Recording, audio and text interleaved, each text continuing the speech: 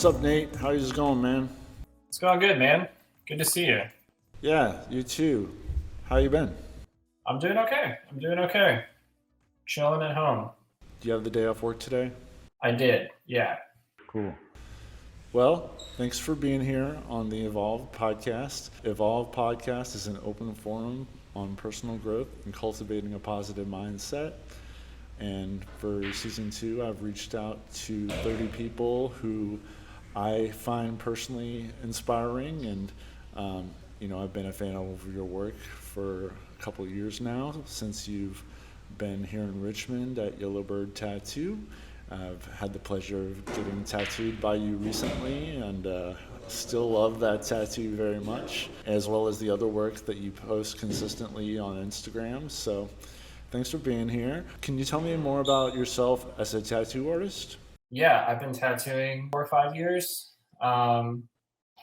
I grew up just outside of Richmond in Mechanicsville, one of the suburbs around here. And, I do a lot of traditional based tattooing, I guess. Yeah.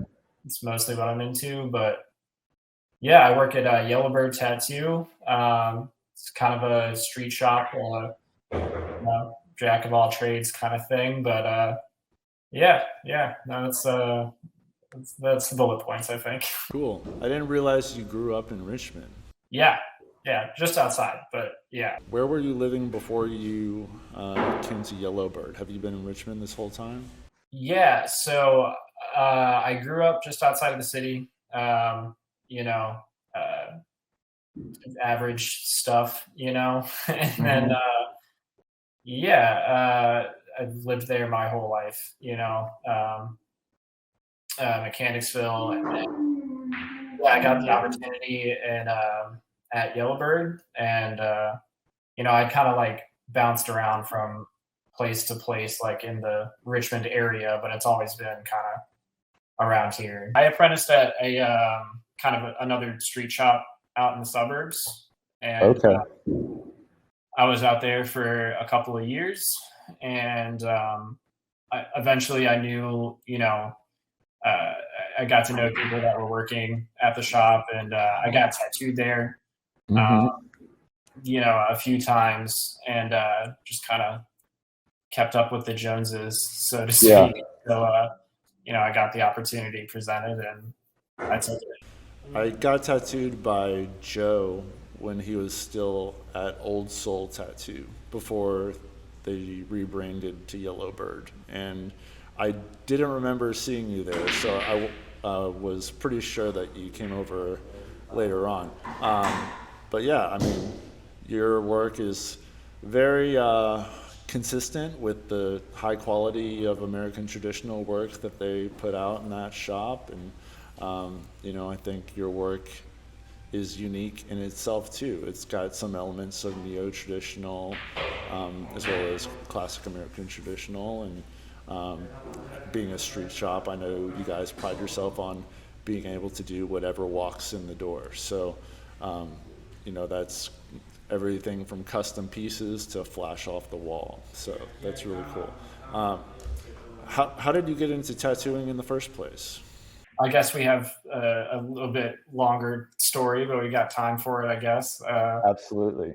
Yeah, no, I growing up, I was always like one of the art kids, I was always drawing and stuff. I remember, like watching cartoons and trying to like redraw whatever, like Transformers or Dragon Ball Z or whatever, I was into. Was drawing like forever, and eventually I got into middle and high school, and then I found like metal and hardcore music. Being in Richmond, it's like it's such a hub for like countercultural stuff. Yeah. I just thought it was the coolest thing. So I in high school I had like a thought that maybe I could do it or something like that eventually, but I didn't know how. I was kind of like bouncing around for a little bit from job to job and doing whatever, and then I had a friend who was already tattooing, and yeah, I kept up with him, and eventually, an opportunity presented itself to start tattooing, which I felt was kind of like later on. It was like 23, 24. And like, I know a lot of people now who are getting into it like 18, 19, I felt I was already like a few years behind it, and yeah, eventually it just presented itself kind of like that. And I was already into all that other stuff and, the right people and make it happen. Yeah, I mean, Richmond is such a great community, a great city, like you spoke to, for the different sub pockets of counterculture and, especially with the hardcore community and the punk community and the thriving tattoo community here. It all sort of coalesces together into this, beautiful community of creative people. And it sounds like you were part of it and wanted to be even more part of it with the tattoo community. So were you playing in bands or anything like that? Not anything like serious, Yeah. I'd always had like friends who wanted to jam or, do this or that. There was like a couple of things that like would have been cool, but then everyone was like, I don't know, we're just kind of like messing around, And Right. so nothing that was like ever doing anything real, but Sure. I think like going to shows and everything was really like what kind of shaped a lot of my early adult life, I can relate to that too. I started going to shows when I was towards the end of high school, and I guess more so as I got into college. But when you actually have money to like go to shows. yeah, and like the free time and not having to like have a curfew or anything like that. I always loved punk music and like alternative rock, that type of thing. And then I started getting more into metal and hardcore when I was older. Yeah. Going to shows was a big part of that. Like reading music magazines, like Alternative Press, that was a big part of that. And then like, sure, for you especially, like seeing the artwork and the tattoos and music magazines, that played a huge role for your career too. Yeah, 100%. I mean,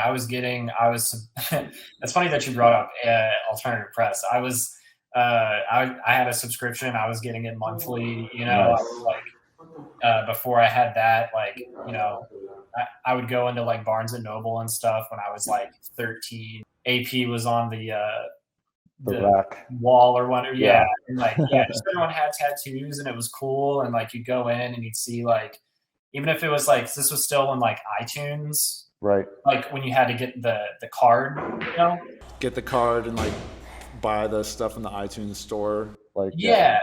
But you could see all of the like album work and you could see all the stuff like without really having to like, bug somebody for a gift card for it or whatever, Yeah. So like, yeah, being able to like look through magazines like at Barnes and Noble or like that, being in a place like that or bookstores, whatever, like they had how to draw books and like, right. Oh man, yeah, that's so funny. Yeah, shout out to the press. I was definitely a similar kid growing up. I loved going to Borders bookstore, RIP, and they had like their magazine section, so I would like check out the music magazines there.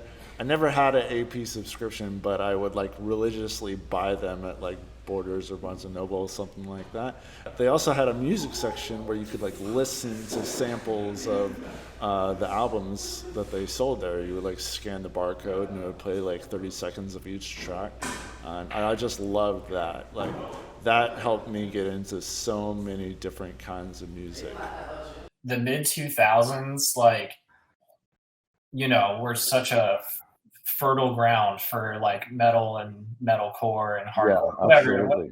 Like, yeah, there's just so many different things going on that like there was just something for everybody, like yeah, not to get on any sort of tangent about that kind of thing, but yeah, it was just so sick. Like you could be into like everything and like that somehow would be like, your through line for everything. Right. So while you were at Barnes and Noble, like digging into that stuff, you were also looking into drawing books and like tattooing stuff. There wasn't like a ton of like tattoo like specific content out Mm-hmm. at the time,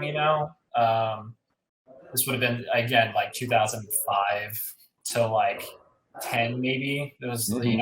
I'm like early adolescence, whatever. I don't know if that's dating me or giving me my age away or whatever. We're about the same age.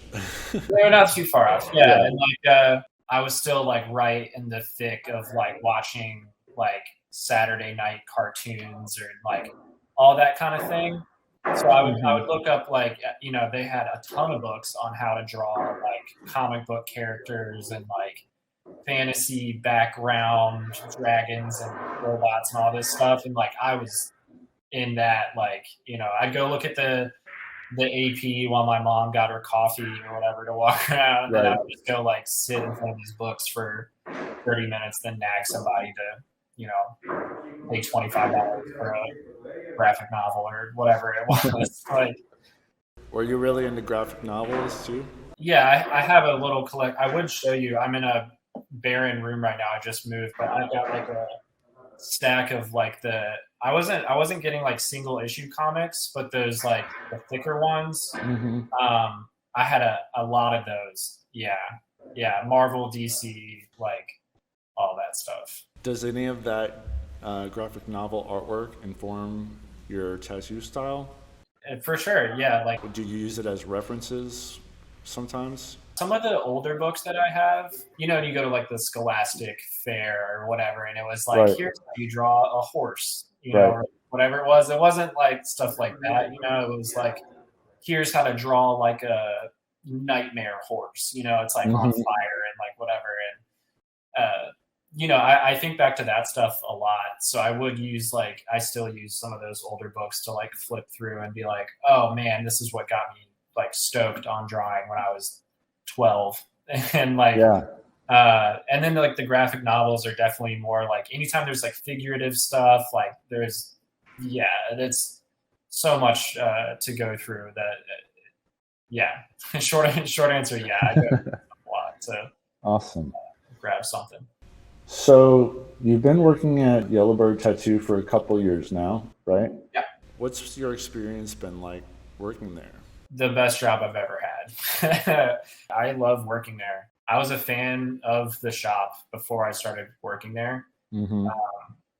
I started getting tattooed when I was like 17.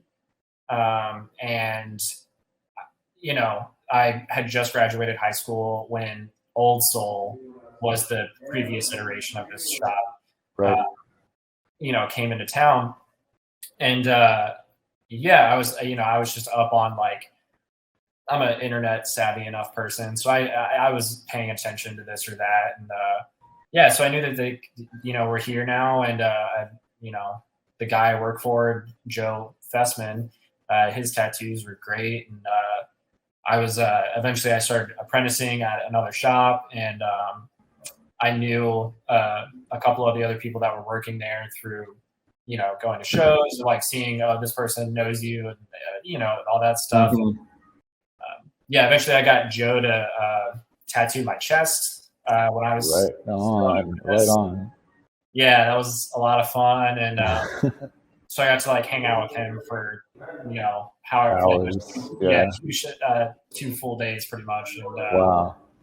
What did you get done? it's a clipper ship across the whole, like, I'm using the video to my advantage here. It goes like all the way across, like going sideways and like clouds. And very cool. That sounds like a Joe tattoo for sure.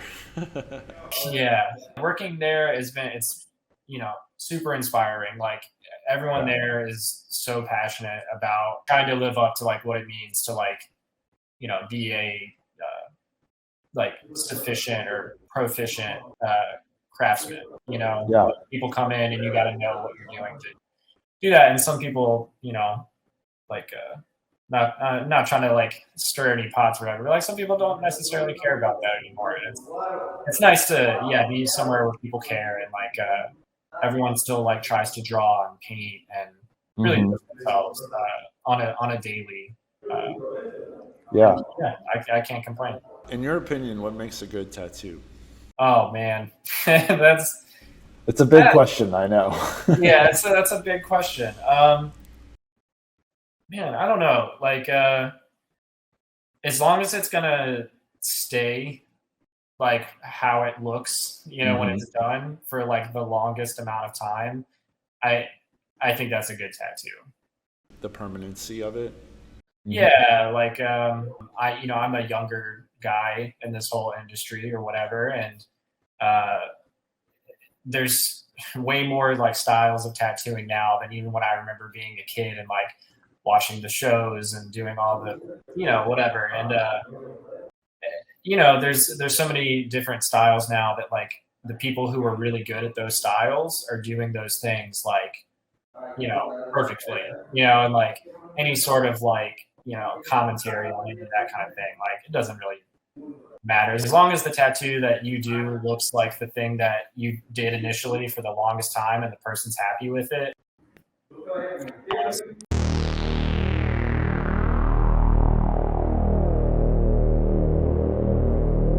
Thanks for watching Evolved Podcast. This episode is brought to you by our sponsors. Evolved Goods was founded on the ethos that this podcast was started on, pursuing personal growth with a positive mindset. Our clothing are a reflection of that. Our first line, the Standard, which launched earlier this year, is now available on our website, evolvedgoods.co. And we will be launching our second line this summer called Soak It Up. So follow us on Instagram at evolvedgoods.co and check out our website for more clothing drops coming soon. This podcast is also sponsored by True Nutrition. Use Evolved Podcast to get 5% off all True Nutrition supplements. I'm personally a fan of their soy isolate vegan protein powder, available in a variety of flavors and strengths from light to heavy. They also have non-vegan protein powders if that's not your thing. I recommend the cookies and cream flavor in heavy strength, and I add it to waffles, oatmeal, and protein shakes. They're delicious. Check out their wide range of supplements at affordable prices that are third-party tested and verified for content quality. They are able to provide such great prices because their supplements come direct from the manufacturer without any marketing gimmicks or fancy labels. Visit truenutrition.com to supplement your workouts and nutrition.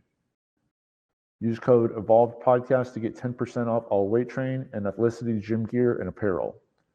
No matter what you need for your workouts, they have the gear to help you get it done. They have great clothes for the gym wear, for men and women.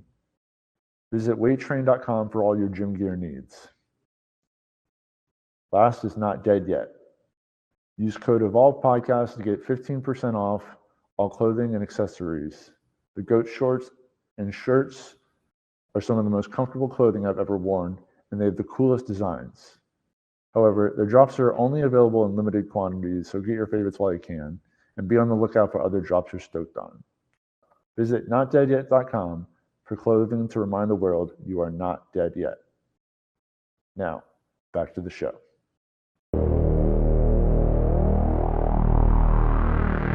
In the broad spectrum of things, like when you think about tattooing, like why do you enjoy it so much? Why is it the best job you've ever had? Oh man. Um, and this might sound heady, I guess, but I guess I do have an answer. Like it's about like self creation. Mm-hmm. I had never really thought about it until you just asked me, so that's fun. But yeah, like you're making a choice, right? To like I want to look this way, I want to be perceived this way, I want to be like out there like that, and that's a good feeling to give to someone, to help somebody out with that like thing, like whatever you like trying to add to yourself or make it, add a level to your perception or whatever. Like it's cool to like help people like get to whatever that point is that they want to be at. Yeah, that's an interesting perspective. And I know, like, not all tattoos are visible, right? But and also there are like certain tattoos that you do share more with the world, and that definitely has more of an impact on how others perceive you. But it also comes down to how you perceive yourself. And you know, if you have a tattoo that's not visible with your clothes on, then you can have that personal moment for yourself of empowerment, or whatever that meaning, whatever meaning that tattoo holds for you. Yeah, absolutely. Our shop is in like a pretty busy like walkway, Yeah. we're in a residential area kind of thing, Hmm. and we get a lot of people who come in and you know, they're either getting their first one or they only want a couple. We're not too far away from college campus, VCU, and Right. people are just like, we get a lot of people who are just checking it out. Mhm. A lot of the times, like it turns into like, oh, I just want this thing that I can like, hide in my T-shirt or whatever. I don't want to like Yeah. whatever, and I think that's okay. Like you're right. You still get that moment for you. You know what I mean? Hmm. You did it. You sat through the process. Like you got there. Like that's Hmm. yeah, and I think that's a really powerful thing is to be able to like go through something and it's just for you. Like you don't need to Yeah. brag about everything that you don't need to have tattoos all over your arms like me or whatever. Yeah, or me for that matter. It's also a great form of self-expression. It's something that's really resonated with me, and I definitely think like the music, like we spoke to, continues to be formative for me as an adult. That's definitely inspired a lot of the artwork that I've chosen to get on my body. Yeah, The person who I've developed into and continue to develop into. I'm sure you would agree with that. I have a couple of like music tattoos, and it's the connection to that, and like it's a lot of stuff that I got when I was like younger, whatever. Like I've only got like maybe like two or three like band Uh things, huh. and I think part of tattooing, like, I don't know if this is a jump or whatever, but it allows you to like mark like times in your life, Yeah. not to Yeah. be too heady or anything No, like I that. love it. I love it. I have some tattoos that are about time periods of my life. You turn into the human scrapbook, and I Yeah. love that aspect of it. Like, if I got everything that I wanted to get tattooed at 19 or 20 like done at that moment, like it's such a waste, because then you Hmm. you turn into so many different people in your own lifetime that like why would you like you got to save some space for the later you. Yeah, that's an interesting point. I love like the artwork of like a sleeve that's really beautifully done, and there's definitely a lot of beauty in that. But with the patchwork of American traditional, where you can be that human scrapbook, that definitely is good to like make sure you're saving room for all of your life, and not just the life that you're living right now. And that's not to say that I'm super like hard line on the patchwork thing. Like if Yeah. you get sleeves done, I think that's so impressive. Like I've the specifics, I have two half sleeves, right? And like Hmm. the rest of it's like patchworky kind of stuff. Really just don't get so many tattoos when you're 19 or 20 and then you're like kind of SOL for the rest of it. Yeah, I mean, thankfully that is changing. So, like, a lot more jobs are more open to people having tattoos as long as they're not like offensive, like, nothing racist or sexist or anything like that. So that's really great. Like, I have my sleeve tattooed, and I got my hands tattooed in the past few years because I've come to the realization, and I'm at a comfortable place in my career where I know that whatever job I'm in, I am not going to have to worry about that anymore. So I definitely consider that a blessing, and I'm glad that I can express myself more with tattoos because it's something that I really do value and enjoy, and like it does provide some sort of body modification mentally too. Like, it can enhance your confidence, and that's definitely been my experience with it to some degree. I want to look how I want to look, Yeah. and if like someone like a job or whatever like doesn't want that, then like they're lost. Right. Like, yeah, it just feels it is really cool to see that like I grew up in the suburbs, right, and like we have people who like come in from the outer counties and stuff too, and they'll be like, oh, I'm a teacher or I'm a this or that. That like seems like it's pretty like if you have sleeves still in some parts of those counties in some places like outside of the city or whatever, you can see how it'd be like maybe a little looked down on, and they're like, oh no, like no one cares anymore. And you're like, oh, Yeah. Thank goodness. this isn't just like a city thing anymore. You know what I mean? Like, Yeah. it's a lot more accepted now in further places, and you can't beat it. Super rad for sure. It's great for tattooing, and it's great for self-expression and individuality. All things that I love to see, especially when it's good work. Yeah, hopefully it's good. Yeah. Do you have a big tattoo piece that you're currently working on, in addition to your other walk-ins and custom pieces? I've got a dude who hit me up to do his back recently. That's cool. Have you done a back before?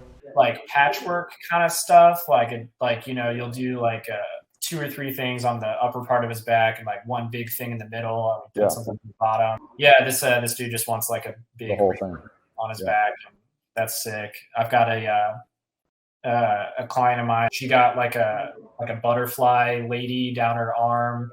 That was cool. She just asked me to do her whole leg. And that's like a month and a half away or something like that. So yeah, there's some irons in the fire. Is that the sunflowers that you told me about? Yeah. You were working on a leg sleeve when I saw Yeah. I think I can't remember. It's been a little bit, but I know that I did some sunflowers on that person's sleeves. I might have been. Talking about it. Yeah, every story that I tell, everyone's probably heard like 2 or 3 times. So Right. Cool. Yeah, I'm very excited about it. Awesome, man. I know tattoo artists have to draw a lot, and painting too, in addition to tattooing, just to practice your craft.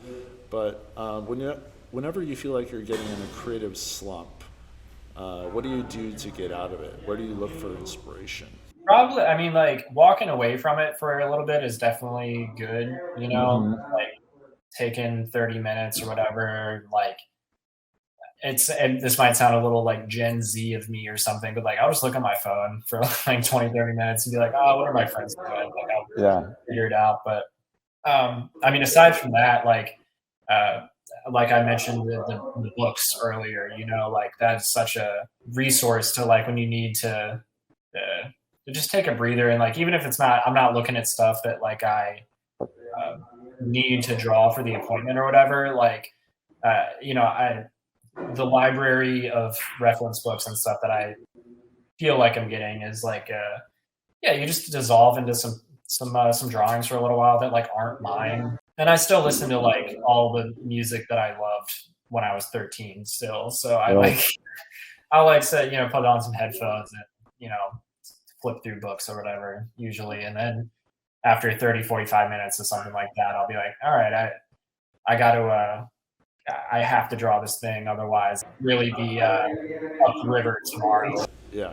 Got to do what you got to do to get the work done.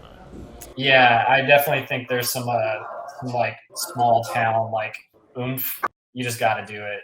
Like you'll hit a slump and then it's like, well, I have the appointment tomorrow. So I like have to like my own frustration about it doesn't matter. I don't know if that's a great answer, but it works. You got to do what you got to do. Yeah, exactly. Do you practice any types of movement or to like be fit, exercise, anything like that? I try. Yeah. It's rough being a tattooer on your body. It's a lot of sitting. Yeah. It's no blue collar like labor or anything, but like here's a story. I don't know if I told you this when I was tattooing. I feel like we talked about like you're into fitness. We know this. It's all good. Yeah. So we chatted about what your routine and stuff is. And Hmm. I had this awful experience like last summer maybe, and I had like 2 days in a row where I tattooed someone's back and then someone's stomach, and then the next day was someone's back again.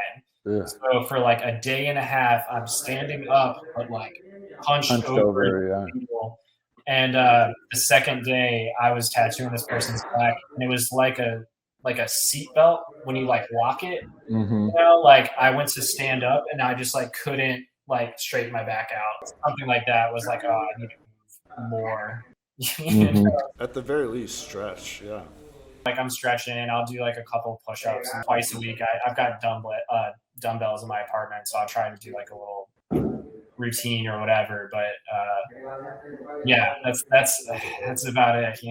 I tried to do lifting, like not powerlifting, but like more strength training, and aside from just the 15s that I got in my bedroom closet, but Nice.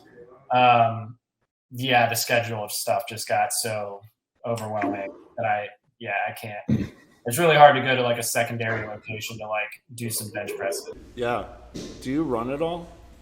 No, I feel like you could be a good runner. I feel like I'd do okay at it. Yeah. I feel like I would actually enjoy that, but I live in Chaco Bottom, so it's all very Right. like up and down hills, and if I go outside, it's just, oh man, just put me on some flat ground. Like, Well, you could go down to the Capitol Trail. It's pretty flat down there. There's some hills, but not too many. yeah. I'll have to strap on some shoes and get out there. How do you like living in Shaka Bottom? Yeah, it's cool. I'm on a nice like kind of, I'm off the broad, but like it's not all like city, and there's some trees on the just out this window that I keep looking out. There's like a nice little section of trees, and like people walk their dogs and whatever. On the other side of the building, it's all like all the bars and whatever. But I just got a patio, so I love sitting out on the balcony patio thing, and like when people are like Friday and Saturday night, it's party time. Yeah, it's popping off. I kind of like hearing people having a good time. That lifts my spirits. So it's cool. Cool. Yeah, I used to live in the Bottom when I moved to Richmond back in 2016 to 2017. And I like living down there. Yeah, it was a cool area. We lived in the Consolidated Carolina Lofts off Carey Street and 22nd Street. Pretty cool area down there. Very close to the Capitol Trail, so I was getting on that a lot. I was gonna say you got that the canal walk, like right hop skip away, Yeah, absolutely. I love it down there. I still go down there all the time. Did you go see any shows recently down here? No, I know they've been doing some more shows down at like Bronze Island and Canal Club, but I haven't been to the Canal Club in a while. I was trying to go see this emo band karaoke thing a couple months ago, but it got canceled. So I definitely want to get out there again soon. So I got to just find something. If you hear of a good show, let me know. Yeah, definitely. What's your morning routine like when you wake up? Are you like a late riser since you work late? Yeah, my morning routine is pretty all over the place. It depends on how the night before went with like drawing and how late I had to stay up and everything. Yeah, I mean, being a tattooer, like you don't have to be at work until noon-ish. So a lot of the times I do I'll wake up like I try to be awake a little bit before I have to like go and do anything, like, so I'll wake up, like take a shower, try to take my Flintstones vitamins and, grab some caffeine on the way out. Do you really take Flintstones vitamins? Not Flintstones brand, but Nice. I used to take those when I was younger. They're pretty great. I especially love the grape flavor. Oh, so good. And the Flintstones push-up pop ice creams. Dude, yeah, preaching to the choir. So good, dude. It's yeah, no, I really like sometimes I'll be awake until, and this is not a good habit for listeners, I guess. They probably all know this, but I'm up until like 2 or 3 in the morning sometimes, like trying to figure whatever out, and so I'll go to sleep and like in the summertime it's awful because the sun comes up before 6 a.m. and I feel like I'm like trying to get to sleep and I can like feel the sun, like, you know what I mean? Like, and the light comes in and I'm like, oh man. So I'll get Red Bull, get in the car and go. Do you not use like blackout curtains or like a sleep mask or anything like that? Nah. The last apartment that I had didn't have a window in the bedroom. So that really threw me off, it was like I would go to sleep and it would be late, but then I would wake up even on my days off and I had no idea what time it was. Like, I know I set an alarm for whatever time it was, but it could have been 4 a.m., for all I know, and it's like 9.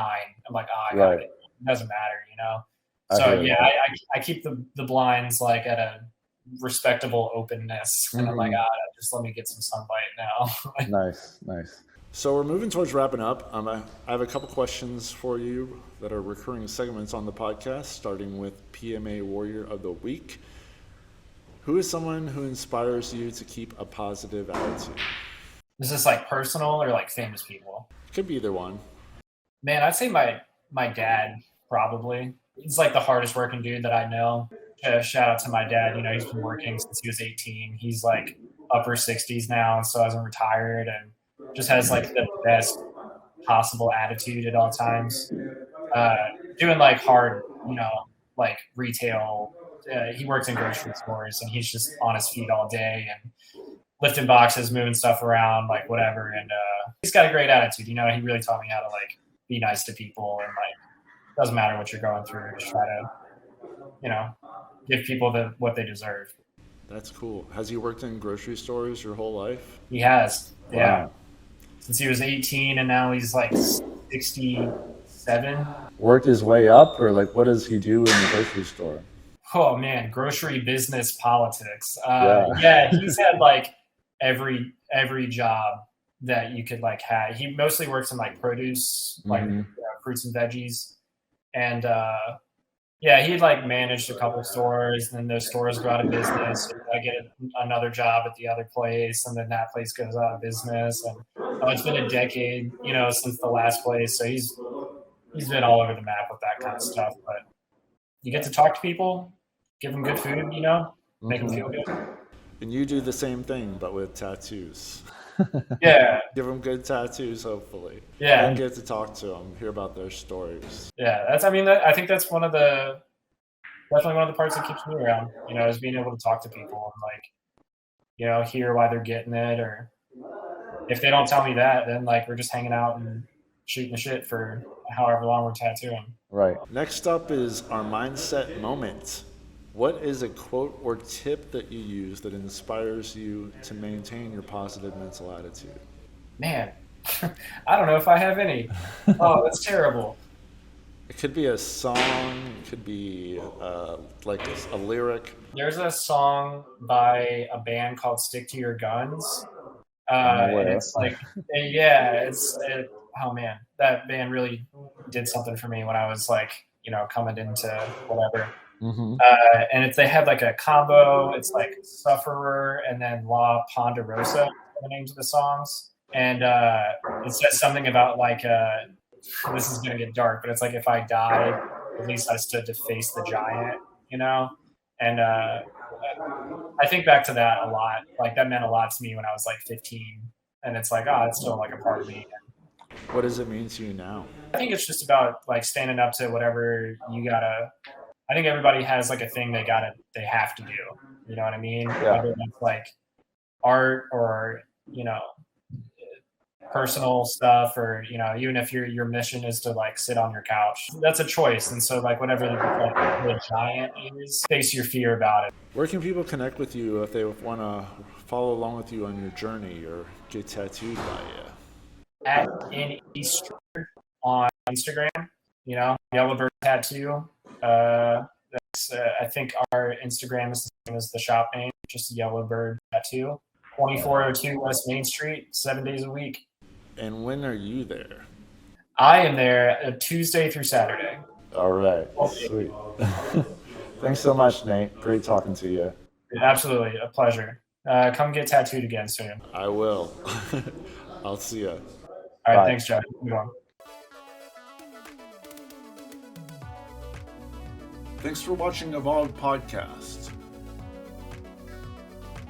Follow at evolvedpodcast.co on Instagram for weekly updates. Subscribe to Evolved Podcast on YouTube, Spotify, and Apple Podcasts, and like your favorite episodes. Production and editing by Joe Fitzpatrick.